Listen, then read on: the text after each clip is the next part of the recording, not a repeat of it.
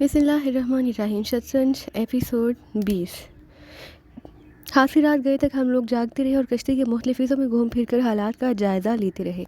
गुलाम बेचारे अब खामोशी से घुटनों में गर्दनें झुकाए बैठे थे। लेटने की कोशिश इसलिए नहीं की थी कि लेटने से सर्दी ज़्यादा लगने लगती है। मैंने अल्लादीन से पूछा, क्या हाल है अल्लादीन, क्या बताया है इन मुल्लाहों ने? जज़ीरा बादियान तक का सफ़र कितना तवील होगा? अगर कोई मोटर लॉन्च होती तो शायद ये सफ़र हम सुबह से शाम तक कर लेते, लेकिन बादबानी कश्ती की रफ्तार मोटर लॉन्च की बनिस्बत चौथाई भी नहीं होती। ये बस हवाओं के दोष पर चलती है। अगर हवाओं का रुख बदल गया तो बादबानों का रुख भी बदल जाएगा, लेकिन उसकी रफ्तार बेहद सुस्त हो जाएगी। मुल्लाहों का ख्याल है कि कम अज़ कम 2 दिन और 2 रातों का सफ़र होगा। ओहो, हासा तवील सफ़र है। हाँ, बादबानी कश्ती की वजह से मोटर लॉन्च का ये लोग कोई बंदोबस्त नहीं कर सके शायद। अलादीन ने जवाब दिया, फिर बोला, लेकिन समुद्री सफ़र हाथ से दिलकश होता है। मुझे तो बहुत लुत्फ़ आ रहा है। तुम्हारी क्या कैफियत है? बस मेरे जहन में तो सिर्फ एक ख्याल है कि कहीं वो कमबख्त इधर ना आ निकले। देखा जाएगा। खतरे के एहसास से कोनों में मुँह छुपाए बैठने से क्या फ़ायदा। हाँ, ये भी दुरुस्त है, लेकिन इसके बावजूद मेरी राय है कि हम में से एक आदमी ज़रूर जागता रहे, यानी मैं या तुम। हम दोनों ही हालात पर सही निगाह रख सकते हैं, बाकी लोग तो नाकारा हैं। ठीक है, तुम अगर चाहो तो सो जाओ, जिस वक्त कहो मैं तुम्हें जगा दूँगा। ठीक है, फिर मैं सोने जा रहा हूँ, तो मुझे 5 बजे के करीब जगा देना। अल्लादीन ने कहा और सोने के लिए चला गया। उसके जाने के बाद मैं इस बुलंद जगह पर आ बैठा। मेरी निगाहें दूर तक समंदर का तवाफ़ कर रही थी, कहीं पर रोशनी की रमक तक नहीं थी। फिर भी मेरा दिल डर रहा था कि कहीं कोई मोटर लॉन्च इधर ना आ निकले। हम लोग शदीद खतरे में फंस सकते थे। मैंने गुलाब इसके साथियों को भी अपने नज़दीक बुलाने की कोशिश नहीं की। वो तीनों भी गहरी नींद सो रहे थे। अलबत्ता 2 मुल्लाह जाग रहे थे, 2 सो गए थे, लेकिन मेरा उनसे कोई तारुफ नहीं था। इसलिए अपने तौर पर वो लोग एक कोने में खामोश बैठे थे। उनकी निगाहें भी समंदर में भटक रही थी और वो बादबानों का रुख भी संभाले हुए थे। मेरा जहन तेज़ रफ्तारी से काम कर रहा था। 2 दिन और 2 रातों का मतलब यह है कि कल का दिन मेरे पास मौजूद है और कल की रात मेरी अपनी कार्रवाई के लिए मुनासिब थी। ये कार्रवाई अभी मेरे जहन में महफूज थी। मैं तहैया कर चुका था कि किसी भी कीमत पर इन गुलामों को जज़ीरा वादियान पर नहीं जाने दूंगा, हवा इस कोशिश में मेरी जान ही क्यों ना चली जाए। मैंने ये फ़ैसला कर लिया कि इन लोगों को बचाने के लिए मैं जिस हद तक कार्रवाई कर सकता हूँ ज़रूर करूँगा। यही तसव्वुर मेरे जहन में था कि अगर एक ही शैतान से दुनिया को पाक कर दिया जाए तो कम अज़ कम अपना फ़र्ज़ तो पूरा हो जाता है। रात के ग़ालिबन तीसरे पहर जब वो दोनों मुल्लाह जाग गए, जो अव्वल वक्त में सो गए थे और दूसरे मुल्लाह उनकी जगह सोने के लिए लेट गए, तो मैंने भी अल्लादीन को जगाया। वो खुशदिली से उठ गया था। आंखें मलते हुए उसने चारों तरफ देखा, फिर मुझसे बोला, ठीक है, अब तुम सो जाओ, बिल्कुल आराम से सोते रहो। जब भी आँख खुले जाग जाना। और मैं उसका शुक्रिया अदा करके सोने लेट गया। और फिर हाथ से दिन चढ़े ही आँख खुली, और वो भी इस वक्त जब अल्लादीन ने ही मुझे जगाया था। उठो यार, नाश्ता कर लो, हासा दिन चढ़ चुका है, उसने कहा। और मैं जाग गया। मैंने मुंह हाथ वगैरह धोया और फिर नाश्ता करने के लिए चल पड़ा। मेरी निगाह गुलामों की तरफ उठ गई और वो बेचारे इस वक्त अपने जिस्मों को दराज करके धूप सेंक रहे थे। रात भर की सर्दी ने शायद उन्हें सोने नहीं दिया। उनकी आंखें गहरी सुर्ख हो रही थी और चेहरे लटके हुए थे। नाश्ता दे दिया इन लोगों को? मैंने अल्लादीन से सवाल किया। हाँ, उन्हें नाश्ता दे दिया गया है। हम सभी नाश्ता कर चुके हैं। मेरा ख्याल है सिर्फ तुम बाकी रह गए हो। जाओ नाश्ता कर लो। और मैं नाश्ता करने चला गया। नाश्ते से फारिग होने के बाद मैं अल्लादीन के पास बैठकर धूप सेकने लगा। रात को वाकई सर्दी अच्छी खासी हो गई थी, लेकिन इस वक्त मौसम तब्दील हो गया था। समंदर पुरसकून था। दूर दूर तक किसी जहाज़ या कश्ती का निशान तक नहीं था। चनाचे हम लोग पुरसकून अंदाज में सफ़र कर रहे थे। मेरा ख्याल है अब हम उनकी रेंज से निकल गए हैं, उसने कहा। हाँ, मैंने चारों तरफ देखते हुए जवाब दिया। और समंदर में उनका गश्त भी मौसर था, वरना वो ज़रूर हमें देख लेते। बाहर सूरज, ये सारे तकदीर के करिश्मे हैं। तकदीर हमें कुछ देने पर तुली हुई है, तो क्यों ना कुछ हासिल किया जाए। क्या ख्याल है? बिल्कुल दुरुस्त, मैंने हंसते हुए कहा। पूरा दिन गुजर गया, शाम हो गई और कोई वाक़या पेश नहीं आया। जो शाम होती जा रही थी, गुलामों के चेहरों पर मज़लूमियत के साए गहरे होते जा रहे थे। गालिबन रात की सर्दी के एहसास ने उन्हें परेशान कर रखा था, लेकिन मैं इन मज़लूमों के लिए कुछ नहीं कर सकता था। इस वक्त अल्लादीन एक स्टूल से टेक लगाए खड़ा था, हाथ में पकड़े हुए चाबियों के गुच्छे को उछाल रहा था कि मैंने उसे कहा, अल्लादीन, अगर इन गुलामों को ओढ़ने का कोई बंदोबस्त हो जाता तो बेहतर था। कोई ऐसी तरकीब नहीं हो सकती कि यहाँ जो बेकार चीज़ें पड़ी हैं, मेरा मतलब है कपड़ा वगैरह ही इन्हें दे दिया जाए? मगर इसकी कोई ख़ास ज़रूरत नहीं है, अल्लादीन ने कहा। अल्लादीन, तुम हो दूर करो, अगर सर्दी से उनमें से कोई अकड़ कर मर गया तो क्या हमारा नुकसान नहीं होगा? और हाँ, इस पहलू पर तो मैंने गौर ही नहीं किया था। मेरा मकसद यही है, वरना इन सालों से किसी दिलचस्पी हो सकती है। मैंने लापरवाही से कहा। तो ठीक है, जो कुछ मिल सकता है इनके हवाले कर दो, अल्लादीन ने कहा। और मैंने खुशदिली से वो सारा बेकार कपड़ा जो कैनूस के थैलों और तरपालों की शक्ल में था, गुलामों के हवाले कर दिया। उन्होंने जिस तशक्कर भरे अंदाज में मुझे देखा था, उसे मैं आज तक फरामोश नहीं कर सका। लेकिन मैं आज की रात कुछ करने का इरादा रखता था। चनाचे मैं वापस अल्लादीन के पास आ गया। अल्लादीन किसी ख्याल में डूबा हुआ था। मुझे देखकर चौंक सा पड़ा हो गया काम में। उसने पूछा और मैंने गर्दन हिला दी। उसके अंदाज में एक अजीब सी कैफियत थी। फिर वो ऐसे से बोला, एक बात कहूँ मंसूर, वादा करो कि गैर जज्बाती होकर बात करोगे। अगर तुम इससे मुत्तफिक ना हुए तो मैं वादा करता हूँ कि अपना इरादा मुलतवी कर दूंगा। कहो क्या बात है अल्लादीन, मैं ताजुब से बोला। गुलाब और उन दोनों आदमियों के बारे में क्या ख्याल है जो हमारे साथ है? उसने पूछा और मैं ताजुब भरी निगाहों से उसे देखने लगा। फिर मैं ताजुब से कहा, मैं समझा नहीं अल्लादीन। बेकार लोग हैं ये, यहाँ से निकल जाने के बाद ये नौकरी ही करेंगे। किसी न किसी की इनकी तकदीर में गुलामी है, इसमें क्या शक है? तो फिर इन्हें भी उन्हीं लोगों में क्यों ना शामिल करें मंसूर। 75,000 रुपये जो हमारे अपने होंगे, आधे आधे। क्या ख्याल है? तुम वादा कर चुके होगे, गैर जज्बाती होकर सोचोगे। अल्लादीन ने मेरी आंखों में देखते हुए कहा और मैंने बड़ी चाबकदस्ती से खुद को संभाल लिया। एक और ज़हनी झटका लगा था मुझे, लेकिन मेरी कैफियत अब काफ़ी बदल चुकी थी। मैं खुद को संभालने का फ़न सीख चुका था। चनाचे मैंने मुस्कुराते हुए कहा, वो तुम्हारे साथी हैं अल्लादीन, तुम खुद ही उनके बारे में फ़ैसला कर सकते हो। मैं इस सिलसिले में क्या राय दूँ? तुम्हें एतराज़ तो नहीं होगा? कतई नहीं, तुम्हारे किसी मामले में कोई एतराज़ नहीं, मैंने मुस्कुराते हुए कहा। और अल्लादीन ने गर्मजोशी से मेरा बाजू दबाते हुए कहा, तुम वाकई काम के आदमी हो मंसूर, इंसान को इतना ही गैर जज्बाती होना चाहिए।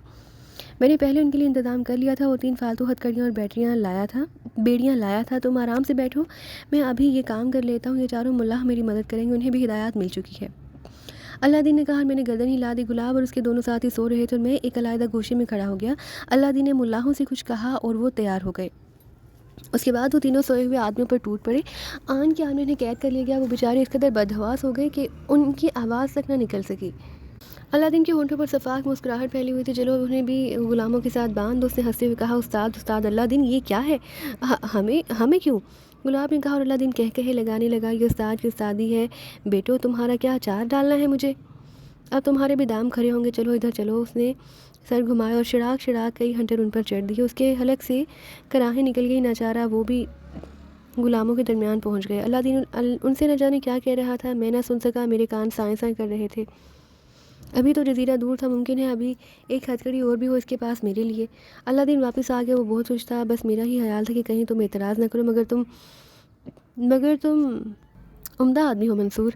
यूँ लगता है जैसे हमारी तुम्हारी खूब निभेगी। क्या ख्याल है, पहले तुम सोओगे या मैं सो जाऊँ? मुझे नींद नहीं आ रही, तुम आराम करो, मैंने कहा। और उसने चाबिक मेरी तरफ उछाल दिया। मैंने उसे उचक लिया। फिर उससे तरंग में चाबियों का गुच्छा भी मुझे थमा दिया। उन्हें भी संभालो, ये उन सब की चाबियाँ हैं।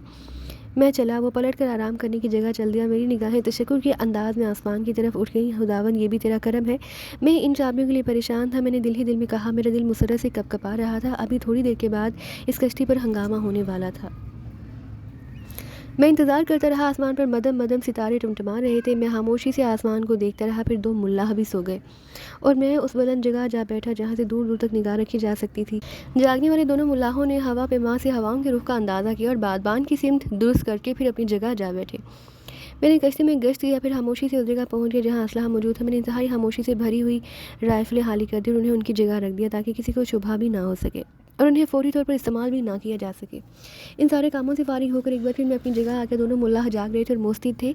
अगर उन्हें मुझ पर एतमाद ना होता तो मेरी नकलो हरकत उन्हें मशकूक भी कर सकती थी। तकरीबन 20 मिनट तक मैं अपनी जगह बैठे रहा। फिर चाबी हिलाता हुआ गुलामों की तरफ चल पड़ा। मेरा दिल शिद्दत से धड़क रहा था। चोर निगाह से मैं उन दोनों मुल्लाहों को भी देखते जा रहा था जो अपने काम से मुतमईन होकर सुकून से बैठ गई थी। मेरी नकलो हरकत पर उन्होंने कोई तवज्जो ना दी। चनाचे मैं गुलामों के पास पहुंच गया। दूसरे गुलाम तो मेरी मेहरबानी से फ़ायदा उठाते बोसीदा तरपालों में मुँह छुपाए लेटे थे, लेकिन गुलाब और उसके दोनों साथी इस आफत नागहानी से आजरदा सहमे सहमे बैठे थे। मेरे कदमों के आहट पर गुलाब ने गर्दन उठाकर मुझे देखा। फिर ठंडी सांस लेकर गर्दन झुका ली। गुलाब मैंने सरगोशी की और वो चौंक कर दोबारा मुझे देखने लगा। चंद लम्हा देखते रहा। फिर इसकी सिसकियाँ उभरने लगी। वो रोने लगा, मंसूर मंसूर तुमने भी धोखा दिया। तुमने भी मेरे दिल में तो तुम्हारी बहुत इज्जत थी। हम तो दोस्त थे आपस में। तुमको क्या हो गया मंसूर? मुझसे पहले तो अल्लादीन तुम्हारा दोस्त था। गुलाब उन दोनों का दोस्त था। उनसे पूछो उसे क्या हुआ।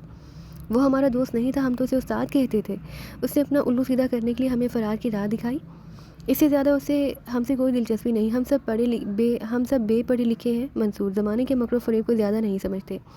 बस जो हमारी उंगली पकड़ता है हम उसके साथ चल पड़ते हैं। उसने भी हमारी उंगली पकड़ी तो हम उसके साथ चल पड़े। हमारी अकल हमारा साथ नहीं देती। हमारी तो कुछ समझ में ही नहीं आता इसमें हमारा क्या कसूर है। तुम्हें मालूम है गुलाब, जब तुमने उसे मेरे बारे में बताया था तो उसने रात को मुझे हंजर से हलाक करने की कोशिश की थी। ہماری مدد کرو منصور، خدا کے لیے ہماری مدد کرو۔ گلاب بلک بلک کر رونے لگا۔ اس کی آواز بلند ہوئی تو میں نے جلدی سے آگے بڑھ کر اس کے منہ پر ہاتھ رکھ دیا۔ اوئے بے وقوف، آواز بلند مت کرو، یہ لو چابیوں کا گچھا، ان میں تمہاری ہتھ کڑیوں اور بیڑیوں کی چابیاں موجود ہیں، ایک دوسرے کی بیڑیاں اور ہتھ کڑیاں کھول دو اور تیار ہو کر میرے پاس آ جاؤ۔ میں نے چابیوں کا گچھا گلاب کو دے دیا، لیکن دوسرے لمحے گلاب کے ایک ساتھی کی الگ سے خوف بھری آواز نکل گئی۔ وہ سہمی ہوئی نگاہوں سے میری عقب میں دیکھ رہا تھا۔ میں سانپ کی طرح پلٹا۔ اللہ دین میرے سر پر موجود تھا، اس کے ہاتھوں میں رائفل دبی ہوئی تھی جس کا رخ میری جانب تھا۔ کیا کر رہے ہو یہاں؟ اس نے اکراہ سے لہجے میں کہا۔ تمہارا لہجہ کیسا ہے اللہ دین؟ میں نے آہستہ سے کہا۔ غم گساری کر رہے ہو، ان کی دوستی کا اظہار کر رہے ہو، چال بازی، فریب، اور وہ بھی مجھ سے؟ تم خود کو بہت بڑی چیز سمجھتے ہو اللہ دین، میں پرسکون لہجے میں بولا۔ میں پوچھتا ہوں اس وقت تم یہاں کیوں آئے؟ اس جگہ تمہاری موجودگی کا مقصد کیا ہے؟ میں کھڑا ہو گیا۔ چمڑے کا ہنٹر میرے ہاتھ میں موجود تھا، میں نے اسے کھول لیا۔ میں اس کا جواب دینا ضروری نہیں سمجھتا، اور تم خود کو سنبھالو اللہ دین، تمہارے ہاتھ میں دبی ہوئی رائفل کا رخ میری جانب ہے، میں نے سرد لہجے میں کہا۔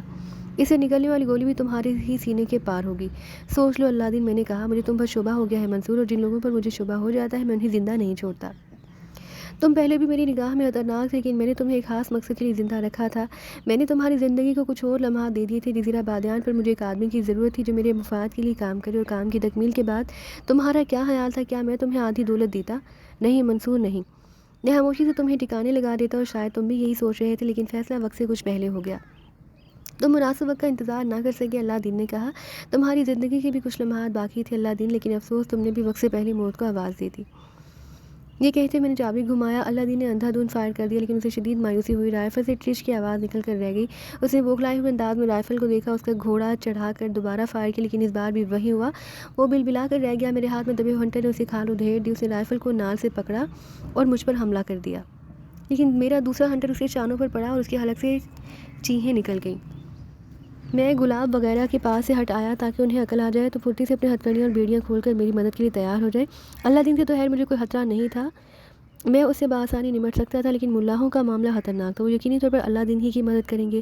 بات ذرا وقت سے پہلے نازک مرحلے پر آ گئی۔ اگر گلاب اور اس کے ساتھ ہی آزاد ہو جاتے تو پھر اس جنگ میں کوئی مشکل نہیں تھی، وہ ملاحوں کو سنبھال لیتی، لیکن کمبخت اللہ دین ہماری سرگوشیوں سے جاگ گیا تھا۔ ویسے بھی وہ شاطر آدمی تھا، اس سے کسی حماقت کی توقع نہیں کی جا سکتی تھی۔ البتہ رائفلیں کارتوسوں سے خالی کر کے میں نے عقل مندی کی تھی، یہی بات اس وقت میری بچت کا باعث بن گئی۔ اللہ دین دہاڑتا جا رہا تھا اور رائفل کے بٹ سے مجھ پر حملہ کرنے کی کوشش کر رہا تھا، لیکن اس کے سارے وار میں نے خالی کر دیا۔ البتہ میرے ہنٹر نے اس کی بدن کی کھال کو جگہ جگہ سے ادھیڑ کر رکھ دیا۔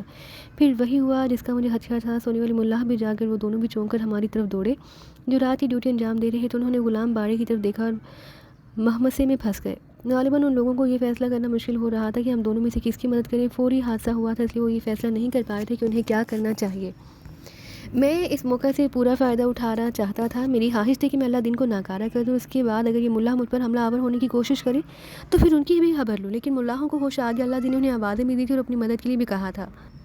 چنانچہ وہ میری طرف دوڑے اور میں نے ان کا استقبال بھی ہنٹر سے کیا، لیکن میرے ہنٹر کا ایک سرا ملاح کی گرفت میں آ گیا۔ اس نے پھرتی سے اسے اپنے بازو پر لپیٹ لیا، زور دے کر اسے مجھے جھٹکا دیا۔ ہنٹر تو میرے ہاتھ سے نہیں چھوٹ سکا، البتہ اس جھٹکے سے میں کئی قدم دوڑتا اور اسے قریب پہنچ گیا۔ صورتحال کا مجھے اندازہ تھا، چنانچہ اب میرا اپنے اصلی رنگ میں آنا ضروری تھا۔ ملاح کے قریب پہنچ کر میں نے سر کی ٹکر اس کے منہ پر ماری اور اس کے ناک پہ شدید چوٹ لگی۔ وہ ایک خوفناک گراہٹ کے ساتھ الٹ گیا۔ ہنٹر چونکہ اس کے بازو سے بندھا ہوا تھا اس لیے وہ میرے ہاتھ میں نہ رہ سکا۔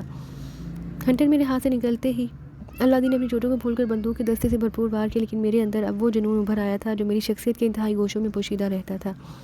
اب میں زندگی اور موت کی جنگ کے لیے تیار ہو گیا تھا، کیونکہ تنہا ہی ان پانچوں سے مقابلہ کرنا تھا۔ میں نے اپنا پاؤں سیدھا کیا اور اس کے تلوے پر بندوق کے دستے کا یہ وار روکا۔ دوسرے لمحے میں نے گھوم کر اپنا مخصوص داو ایک ملاح کی گردن پر مارا۔ بس دیکھنے کے قابل منظر تھا۔ ملاح اپنی جگہ سے اٹھتا ہوا کافی دور جا گرا۔ دوسرے دونوں ملاح نے عقب سے میری گردن میں کینچی ڈالنے کی کوشش کی، لیکن انہیں بھی چھٹی کا دودھ یاد آ گیا۔ میرا ایک پاؤں پھر گھوما اور ان میں سے ایک کی پسلی پر پڑا اور دوسرے کو پکڑ کر میں نے سامنے کیا اور ایک بھرپور ہاتھ اس کے نرہرے پر مارا تو وہ ہچکی سی لے کر پیچھے ہٹ گیا۔ لیکن اس بد نصیب کی شامت ہی آگے اللہ دین نے اپنا واحد ہتھیار کی وہ رائفل ایک بار پھر گھمائی اور چوٹ کھانے والا ملاح اس کی زد میں آ گیا۔ اس کے سر کے چھیتڑے اڑ گئے، کھوپڑی پھٹ گئی اور وہ بھیانک چیخ مار کر نیچے گرا۔ بس یہیں سے پانسا پلٹ گیا۔ ملاحوں نے دیکھ لیا تھا کہ ان کا ساتھی اللہ دین کے ہاتھوں مارا گیا ہے، چنانچہ وہ تینوں گراتے ہوئے اللہ دین پر جھپٹے اور اللہ دین بوکھلا گیا۔ وہ دشمن ہے، وہ چیخا، لیکن تینوں ملا اسے چمٹ گئے، اسے مار مار کر ہدموا کر دیا۔ پھر انہوں نے ہاتھ اور پاؤں پکڑ کر اسے اٹھا لیا۔ رک جاؤ، وہ ہمارا دشمن ہے، وہ اللہ دین کی آ رہی چیخ بے حد بھیانک تھی۔ ملاحوں نے اسے پانی میں اچھال دیا، لیکن اب ان پر جنون طاری ہو گیا تھا۔ तीनों ज़ख्मी थे और पागल हो गए थे। वो खूनी निगाहों से मुझे देखते हुए मेरी तरफ लपके, लेकिन मैं तैयार था। जो ही वो मेरे करीब पहुँचे मैंने उनकी धनाई शुरू कर दी। पिस्तौल, राइफ़ल और खंजर की लड़ाई से तो वो बाखूबी वाकिफ़ थे, लेकिन ये लड़ाई उनकी समझ में ना आने वाली थी। वो गधों की तरह पिट रहे थे, चीख रहे थे, मार खाकर पहले से ज़्यादा तूफ़ानी अंदाज़ में मुझसे उलझ रहे थे और पहले से ज़्यादा चोट खाकर दूर जा पड़ते। उन्होंने खंजर भी निकाल ली, लेकिन मैंने किसी को करीब ही पहुँचने ना दिया।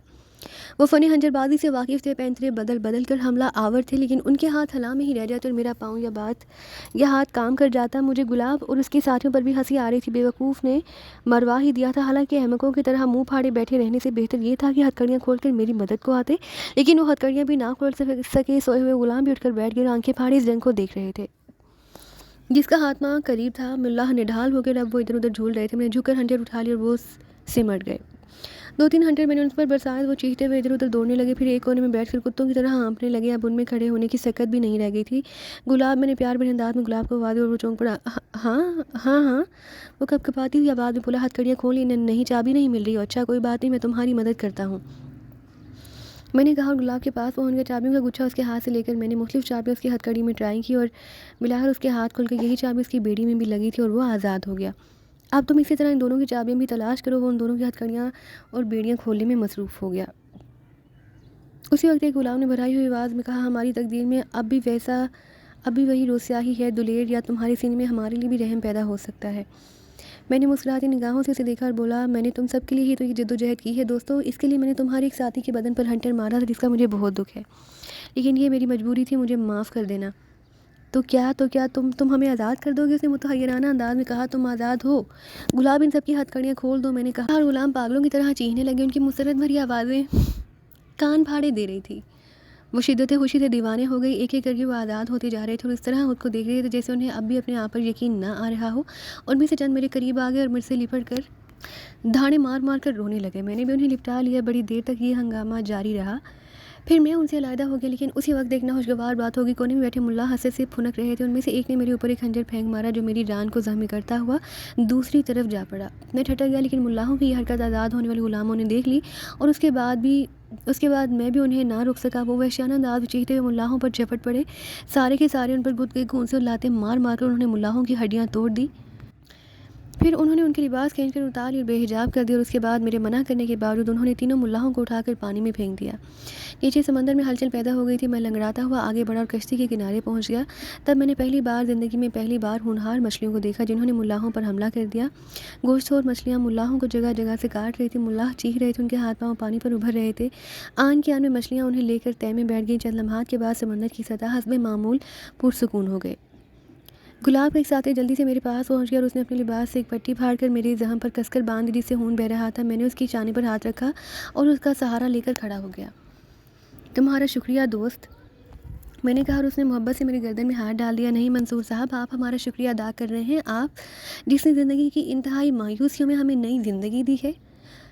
कोई बात नहीं मेरे दोस्त, ये मेरा फ़र्ज़ था, मैंने कहा और वहाँ से हट गया। वैसे गुलामों ने उस मुल्लाह को भी उठाकर पानी में फेंक दिया, जो अल्लाह दिन के वार से ज़ख्मी होकर मर गया था। अकल का काम उन्होंने ये किया कि उस मुल्लाह का लिबास भी उतार लिया। उन्हें खुद भी कपड़ों की ज़रूरत थी। तीनों मुल्लाहों का लिबास उन्होंने आपस में तकसीम कर लिया। जितना कपड़ा जिसके हिस्से में आया उसने उसे अपने बरहना बदन के गिर्द लपेट लिया। उनके ऊपरी बदन नंगे थे और वो मुख्तसर लिबास पहने हुए थे।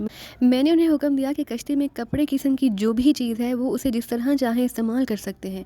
चादरें, कुछ बिस्तर और चंद ऐसी ही दूसरी चीज़ें थीं जिन्हें उन्होंने जिस तरह भी मुमकिन हो सका अपने बदन के गिर्द लपेट लिया। इस तरह तकरीबन सभी के बदन ढक गए। मैंने उनसे पुरसुकून रहने के लिए कहा और मेरी एक आवाज़ पर वो खामोश हो गए। गुलाब और उसके साथी भी उनके करीब ही खड़े हुए थे। तब मैंने उनसे पूछा, तुम में से किसी को कश्ती रानी से कोई वाकफियत है? सभी ने मायूसी से गर्दन हिला दी थी। मैंने उन्हें तसल्ली देते हुए कहा, कोई बात नहीं, जिस खुदाए बुजुर्ग व बर्तन ने तुम्हें और मुझे आज़ादी नसीब की है वही हमारी ज़िंदगियों की हिफाजत भी करेगा। बाहर सूरत मैं चाहता हूँ कि तुम लोग अब कश्ती का निज़ाम संभालो। हमें इसका रुख बदलना है। ये जिस सिमत जा रही थी यकीनन ये वही जजीरा होगा जहाँ तुम सबको ले जाया जा रहा था। क्या तुम्हें इल्म है कि वहाँ तुम्हारे साथ क्या सलूक होने वाला था? गुलामों ने गर्दनें हिला दी। फिर उनमें से एक ने कहा, हाँ हमें इल्म है कि हमें जजीरा बादियान पर ले जाकर फ़रोख्त कर दिया जाता और इसके बाद हमारी सारी ज़िंदगी ग़ुलामी में बसर होती। ठीक है, मैं नहीं चाहता कि अब हम बादियान की तरफ जाएं। हमें खुदा के भरोसे पर नए रास्ते तलाश करने होंगे। किसी भी महज़ब आबादी में पहुंचकर इंशाअल्लाह ताला हम लोग एक दूसरे से जुदा हो जाएंगे। तुम अपने घरों को लौट जाओगे और हम अपने घरों की तरफ, लेकिन आबादी की तलाश में हमें काफ़ी जद्दोजहद करनी पड़ेगी। سمندر ہمارے لیے اجنبی ہے اور یہ معمولی سی کشتی اس کے لیے ناکافی کہ ہمیں کسی دور دراز منزل تک پہنچا دے، لیکن ہمیں عزم و ہمت سے کام لینا ہوگا۔ منزل کی تلاش میں ہم سب آخری حد تک جدوجہد کریں گے، تم بھی اس کے لیے کمر بستہ ہو جاؤ۔ ہم سب اس کے لیے تیار ہیں، غلاموں نے جواب دیا اور میں مطمئن ہو گیا۔ غلام اپنے طور پر اس کام میں مصروف ہو گئے، بادبانوں کو رخ بدلنے کی کوشش کرتی کشتی کا رخ موڑنے کی کوشش میں سرگرداں ہو گئے۔ اس بلند جگہ پر پہنچ گیا میں جہاں بیٹھ کر میں اور اللہ دن باتیں کیا کرتے تھے۔ میں نے اپنی ہدایات بھی جاری رکھی اور در حقیقت بادبانوں کے رخ انتہائی آسانی سے پلٹ گئے، ان کی گلیاں موڑ رہی اور اس طرح کشتی کا رخ بدل گیا جسے ہم بے حد مسرور اور مطمئن سے۔ رات تیزی سے گزرتی جا رہی تھی اور پھر صبح کی آمد ہو گئی۔ روشنی سمندر کے پانی سے برآمد ہونے لگی، تحت نگاہ نیلگوں سمندر پھیلا ہوا تھا اور یہ صبح بہت ہی حسین اور خوشگوار تھی، نہ صرف میرے لیے بلکہ ان بیچاروں کے لیے بھی جو زندگی سے مایوس ہو چکے تھے اور جنہیں اپنی زندگی پر اپنا حق بھی نہیں رہا تھا۔ سب کے سب مجھ پر جان نچھاور کرنے کے لیے تیار تھے، انہیں میرے زخم کے بارے میں بھی تشویش تھی، حالانکہ یہ زخم زیادہ گہرا نہیں تھا۔ اگر خنجر ران میں پیوست ہو جاتا تو یقینی طور پر تکلیف زیادہ ہوتی۔ تھوڑا سا گوشت کٹا تھا کیونکہ خنجر گوشت سے رگڑ کھاتا نکلا تھا۔ میرے لاکھ منع کرنے کے باوجود انہوں نے صبح کو میرے زخم کو صاف کر کے اس پر نئی پٹی باندھ دی۔ میں مسکراتا رہا، پھر میں نے ان سے کہا، دیکھو گلاب اور میرے ساتھیوں، میں تمہارا لیڈر بننے کا شوق نہیں رکھتا، بس ہماری ایک ہی خواہش ہے کہ ہم اپنی منزل پر پہنچ کر اپنے گھروں میں پہنچ جائیں۔ چنانچہ ہمیں پوری مستعدی سے کام کرنا ہوگا، میں تمہارے ساتھ اور وہ تمام مشورے تمہیں دوں گا جو ہمارے حق میں بہتر ثابت ہوں گے۔ ہم آپ کے غلام ہیں منصور بھائی، ہمیں آپ کی ہدایات مان کر دلی مسلط ہوگی، غلاموں میں سے ایک نے کہا، اور میں مسکرا کر اس کا شانہ تھپکتے لگا۔ نہیں، کوئی میرا غلام نہیں، ہم سب آپس میں ایک دوسرے کے بھائی ہیں۔ ماحول بےحد خوشگوار ہو گیا، ناشتے کا بندوبست کیا گیا، کھانے پینے کی کافی چیزیں موجود تھیں اور ہمیں بظاہر کوئی تکلیف نہیں تھی سوائے اس کے کہ ہماری کشتی کوئی صحیح راہ پا لے اور ہمیں کسی مشکل کا سامنا نہ کرنا پڑے۔ بحر بے قرار تحت نگاہ پھیلا ہوا تھا، سمندر میں بگولے چھوٹے نظر آ رہے تھے، نیلگوں بگولے جنہیں دیکھ کر دل پر وحشت سی طاری ہونے لگتی تھی، لیکن ہم نہایت عزم و ہمت سے منزل تلاش کر رہے تھے۔ سمتوں کا کوئی اندازہ نہیں تھا، کشتی بس ہواؤں کے رخ پر جدھر بھی جا رہی تھی ادھر بڑھتی رہتی تھی۔ ہم یہ فیصلہ بھی نہیں کر سکتے تھے کہ کشتی کو کس جانب لے جائیں۔ باہر تو میرے دل میں یہ خدشات موجود تھے، سمندر کی زندگی کا مجھے بھی کوئی تجربہ نہیں تھا اور باقی سب لوگ بھی اناڑی تھے، ان میں سے کوئی ایسا نہیں تھا جو اس سفر کے سلسلے میں کوئی راستے دے سکتا۔ پہلا دن نہایت خوشگوار رہا، رات بھی پرسکون گزری، ہم میں سے چند لوگ جاگتے رہے۔ گرفتار شدہ غلام بیچارے زندگی کی آس میں مطمئن اور مسرور تھے، لیکن میرے ذہن میں بار بار یہ خدشات جاگ اٹھتے کہ اگر ہمیں طویل عرصے تک کوئی ساحل نہ ملا تو کیا ہوگا، یہ خوراک کب تک ہمارا ساتھ دے سکتے اور یہ کمزور کشتی جو بادبانوں کے سہارے چل رہی ہے ہمیں سنبھال سکتی بھی ہے یا نہیں۔ سردی سے ہمارے بدن اینٹھنے لگے اور پھر جب صبح ہوئی تو سورج کی تیزی بھی اتنی ہی شدید تھی جتنی کہ رات کی سردی، یہ چیز باعث تکلیف تھی۔ باہر صورت 3 یا 4 دن تک ہم بڑے صبر و سکون سے سفر کرتے رہے، اس کے بعد تشویش کا پیدا ہو جانا لازمی امر تھا۔ کوئی ایسا نشان نہیں ملتا تھا جس سے ہمیں خوشی کا کوئی اندازہ ہوتا۔ سورج نکلتا اور غروب ہو جاتا، ہم نے کشتی کے تعاقب میں شاخ مچھلیوں کو دیکھا، یہ مچھلیاں گول کی شکل میں بعض اوقات کشتی کے چاروں طرف پہنچ جاتی اور کشتی سے ٹکرا کر واپس گر جاتی، ان کے بھیانک دانت کھلے ہوئے تھے اور انہیں دیکھ کر شدید خوف محسوس ہوتا۔ لمبے لمبے چپو کشتی میں رکھے ہوئے تھے، ابھی تک ان کے استعمال کی کوئی ضرورت نہیں پڑی تھی، لیکن میں نے سوچا کہ کشتی میں ان مچھلیوں سے بچاؤ کا بندوبست بھی ہونا چاہیے۔ رائفل لوڈ کر لی گئی اور میں نے ان میں سے چند لوگوں کا انتخاب کر لیا جو رائفل چلانا جانتے تھے۔ یہ رائفلیں ہمیں فی الحال ان مچھلیوں کے خلاف استعمال کرنی تھی، لیکن ابھی تک کوئی ایسی صورتحال پیش نہیں آئی تھی کہ ہم ان مچھلیوں پر فائرنگ کرتے۔ البتہ بھری ہوئی رائفلیں ہمیشہ تیار رہتی تھی، کھانا پینا بھی بہت کم ہو گیا تھا، یوں بھی ہم خوراک احتیاط سے استعمال کر رہے تھے۔ تمام کے تمام لوگ صورتحال سے واقف تھے، لیکن دلچسپ بات یہ تھی کہ وہ سب ایک دوسرے کے ہمدرد اور غمگسار تھے۔ جن حالات سے گزر کر انہیں آزادی نصیب ہوئی تھی اس کے تحت یہ آزادی ان کی زندگی کے لیے بے حد قیمتی تھی، وہ سب کے سب ایک دوسرے کے بھرپور ساتھی تھے۔ ہم سب صحت مند تھے، لیکن یوں محسوس ہوتا کہ اگر یہ شدید سردی اور شدید گرمی یوں ہی جاری رہی تو ہمارے بدن اسے برداشت کرنے کی قوت سے محروم ہو جائیں گے۔ جس طرح رات کو سردی سے بچنے کے لیے ہمارے پاس کوئی مناسب بندوبست نہیں تھا، اسی طرح دھوپ سے بچاؤ کا سامان بھی ہمارے پاس نہیں تھا۔ سفر کے 18ویں دن شدید بارش شروع ہو گئی، اس بارش سے ہماری تکلیفوں میں اور اضافہ ہو گیا تھا۔ بارش اتنی شدید تھی کہ محسوس ہوتا تھا تھوڑی دیر کے بعد ساری کشتی پانی سے لبریز ہو جائے گی، پھر سمندر میں بیٹھ جائے گی۔ ہم نے اپنے سامان سے برتن نکالے اور انہیں لے کر تمام لوگ بارش کا پانی نکال کر باہر پھینکنے لگے۔ بارش کی وجہ سے موسم دن میں بھی سرد ہو گیا اور ہمارے بدن جو اب موسم کی سختیوں کے عادی ہو گئے تھے چیخاتی ٹھنڈک محسوس کر رہے تھے، لیکن ہم سب اپنے کام میں مصروف رہے اور بارش کے پانی کو کشتی میں جمع نہیں ہونے دیا۔ بارش سارا دن اور ساری رات ہوتی رہی اور ہم اس وقت تک تمام وقت میں پانی نکالتے میں مصروف رہے۔ ہمارے بدن تھکن سے شل ہو چکے تھے۔ پھر دوسری صبح ایک اور مصیبت آئی، تیز ہوائیں چلنے لگی اور سمندر میں مد و جزر کی سی کیفیت پیدا ہو گئی۔ ہم جان کرنے کے عالم میں تھے، سمندر میں طوفانی لہریں مسلسل اٹھ رہی تھی اور کشتی کسی حقیر کھلونے کی مانند ادھر ادھر ڈولتی پھر رہی تھی۔ ہم سب بری طرح ہانپنے لگے۔ اب اس کشتی کو سنبھالنا ہمارے بس کی بات نہیں تھی، اور اس وقت جب ایک بادبان کا مستول ٹوٹ کر نیچے گرا تو ہمارے چہروں پر مایوسی چھا گئی۔ مستول درمیان سے ٹوٹ گیا لیکن کوئی زخمی نہیں ہوا۔ بادبان نیچے آ پڑا۔ ابھی 3 بادبان ہواؤں کا مقابلہ کر رہے تھے۔ اگر ہم میں سے کوئی بھی کشتی راں ہوتا اور بحری سفر سے واقف ہوتا تو پہلا یہ کام کرتے کہ ان بادبانوں کو لپیٹ دیتے۔ طوفانی ہواؤں کی وجہ سے کشتی کسی وقت بھی الٹ سکتی تھی، لیکن ہمیں اتنی تمیز ہی نہیں تھی کہ ہم بادبانوں کو لپیٹ لیتے۔ کشتی برق رفتاری سے کبھی ادھر جاتی کبھی ادھر، بلاخر پھر دوسرا مستول ٹوٹا، پھر تیسرا۔ اب کشتی میں افراتفری کی کیفیت پیدا ہو گئی تھی۔ ہمیں یوں محسوس ہو رہا تھا جیسے اب ہماری زندگی کا آخری وقت آ گیا ہو۔ 18ویں دن کی صوبتیں کم نہیں تھیں، ان صوبتوں نے ہمیں جسمانی طور پر بالکل توڑ دیا، اور اب یہ طوفان رہی صحیح کسر پوری کر رہا تھا۔ شام کے وقت ہوا کا رخ یکایک تبدیل ہونا شروع ہو گیا اور دیر رہ کر موجوں کا شور آہستہ آہستہ کم ہونے لگا۔ کشتی اب ہچکولے کھاتی ہوئی آگے بڑھ رہی تھی، لیکن رات کے آخری پہر ہمیں دوربین نگاہوں نے کچھ یوں محسوس کیا جیسے سمندر میں کوئی لکیر ابھر رہی ہو۔ یہ لکیر میں نے بھی دیکھی تھی، لیکن گلاب اور یمنی نے اس کی تصدیق کر دی اور بے ساختہ چیخا، شاید خشکی۔ ہم سب آنکھیں پھاڑنے لگے، لیکن اندھیرا اس تیزی سے مسلط ہو رہا تھا کہ چند ہی ساعت کے بعد ہماری بصارت نے کام کرنا بند کر دیا۔ تاہم خشکی کے تصور ہی سے ہمارے جسموں میں نئی زندگی دوڑ گئی۔ میں نے پہلی بار اپنے ساتھیوں کو حکم دیا، کشتی کا رخ اس طرف موڑ دو جدھر ہم نے وہ لکیر دیکھی ہے۔ کوشش کر کے کشتی کا رخ بدلا گیا۔ ہوائیں ہمیں اسی سمت لے جانے لگی جدھر ہم نے وہ لکیر دیکھی تھی۔ چپو صرف 6 تھے۔ 6 جوانوں نے انہیں دونوں سمتوں سے سنبھال لیا اور تیز رفتاری سے کشتی دکھیلنے لگے۔ میں اس کا جائزہ لے رہا تھا، تب میں نے انہیں تبدیل کر کے دوسرے لوگوں کو اس کام پر مامور کیا۔ میں خود بھی ایک چپو سنبھال کر بیٹھ گیا۔